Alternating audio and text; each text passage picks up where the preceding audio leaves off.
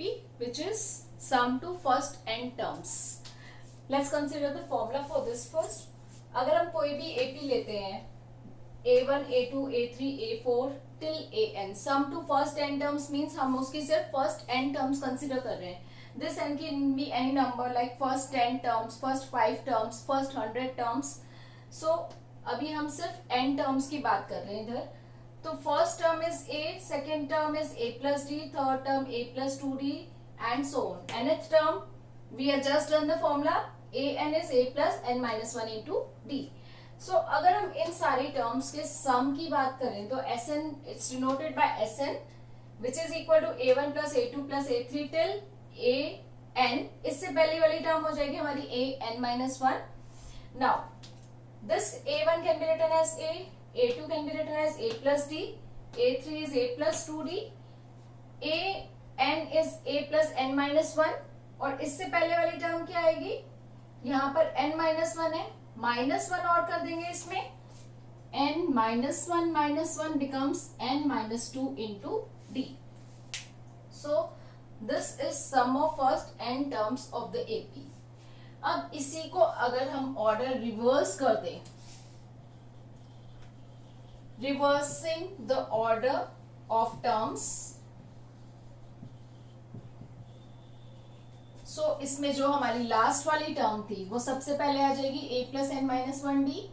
Second last term हमारी second position पर आ जाएगी. प्रोसीडिंग द सेम वे जो हमारी सेकेंड टर्म थी वो सेकेंड लास्ट टर्म आ जाएगी.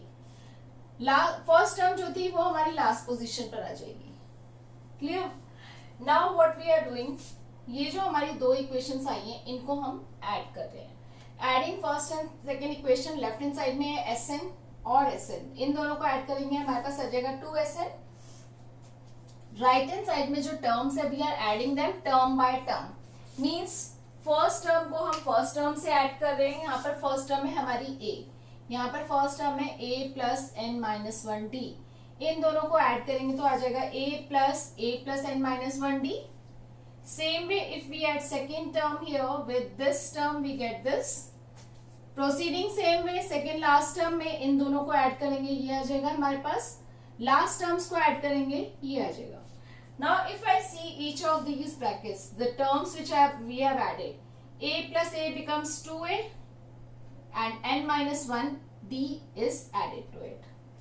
इसमें a plus a हो जाएगा हमारा 2a.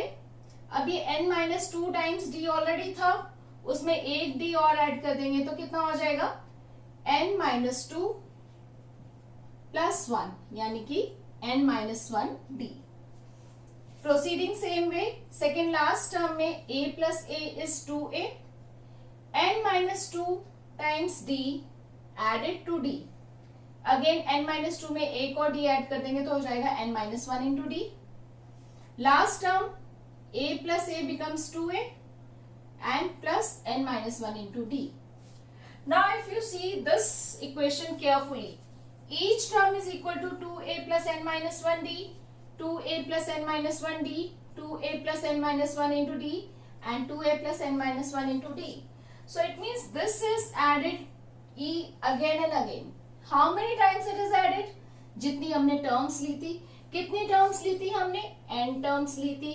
So this number is added to itself n times. So what can I say? This is n into this number.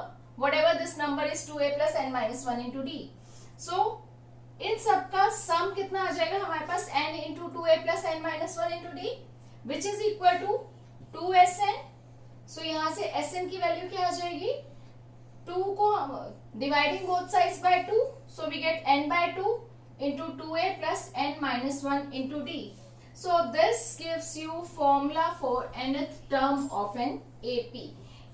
For sum to nth terms of an AP, यानी कि हमें इन सारी terms का अगर हमें सम चाहिए तो टोटल कितना है इनका वो निकालने के लिए हम यूज करेंगे ये वाला formula. Further this 2a can be written as a plus a. और अगर हम ये वाला पार्ट देखें इसका a plus n minus 1 into d, this is nothing but nth term. So Sn can also be written as n by 2 into a plus an. This is second formula for Sn. ये वाला हम कब use करेंगे? जब हमारे पास nth term भी दी हुई है, जब हमें nth टर्म पता है, a पता है और नंबर ऑफ टर्म्स पता है, then we can directly go for this formula. Otherwise we use this formula. So there are two formulas for Sn which are used according to the requirement. So this is simple derivation for sum to first n terms of an AP. We really hope that you liked our video as well as gained some useful info. We will continually post more and more interesting and informative videos in the upcoming future. So, please share our videos as much as possible. Hit the like button, subscribe to our channel, and don't forget to press the bell icon.